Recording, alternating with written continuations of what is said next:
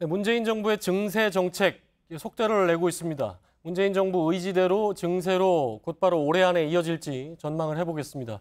자, 청와대 출입하는 이성대 기자가 나와 있습니다. 자, 이성대 기자, 그러니까 문재인 대통령 공약사항이긴 했죠. 이게 법인세 인상이라든가 이런 부분이 있었는데 추진 과정을 보면 좀 갑작스럽다, 좀 갑자기 빨라졌다 이런 지적도 있지 않습니까? 뭐 그런 분석들이 나오는 이유가 자, 법인세의 경우에는 공약집에 기술이 돼 있지만 실제 정책적인 어떤 우선순위라기보다는 조세정의 실현 차원의 원칙적인 성격이 많았다. 이런 분석이 많았습니다. 자, 지난 19일이었죠. 문재인 정부의 공약을 공식화했습니다. 이렇게 보시는 것처럼 문재인 정부 국정운영 5개년 계획을 발표했는데 여기에도 재원 마련 방안으로 증세는 사실상 없었습니다.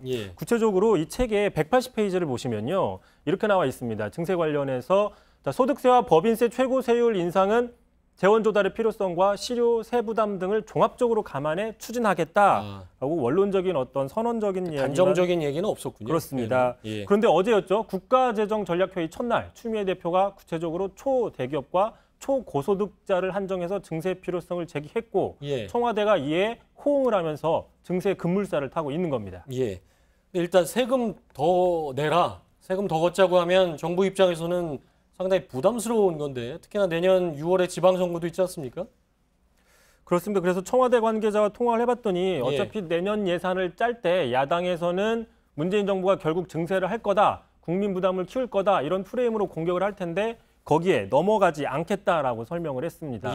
자, 다시 얘기하면 어차피 내년 지방선거를 앞두고 야권이 증세 없는 복지는 거짓말 아니냐 이렇게 공격을 할 텐데 이를 사전에 차단하겠다는 의미도 담아 있다는 거고요.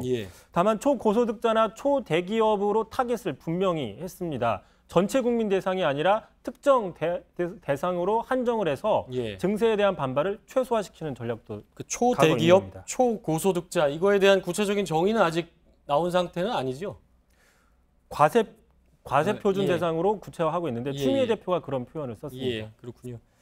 자, 어쨌든 결국은 소득세 그리고 법인세 인상을 하겠다는 게 이제 정부, 청와대의 입장인데 세법 개정을 해야 되는 거 아닙니까? 그럼 국회에서 통과가 돼야 되는데 국회에서 가능할까요?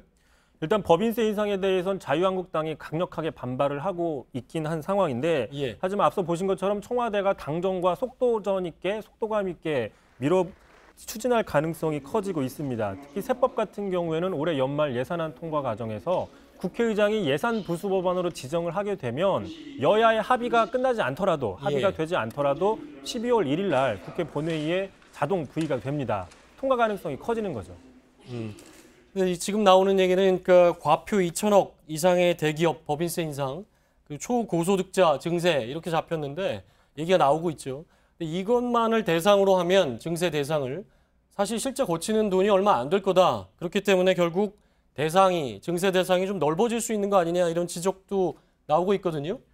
그래서 그랬는지 오늘 바로 문재인 대통령이 입장을 분명하게 밝혔습니다. 만일 증세를 하더라도 그 대상은 초고소득층과 초대기업에 한정이 되고 일반 서민, 중소기업, 중산층에 대해서는 증세가 전혀 없다, 불안해하지 말라 이렇게 분명히 강조를 한 겁니다.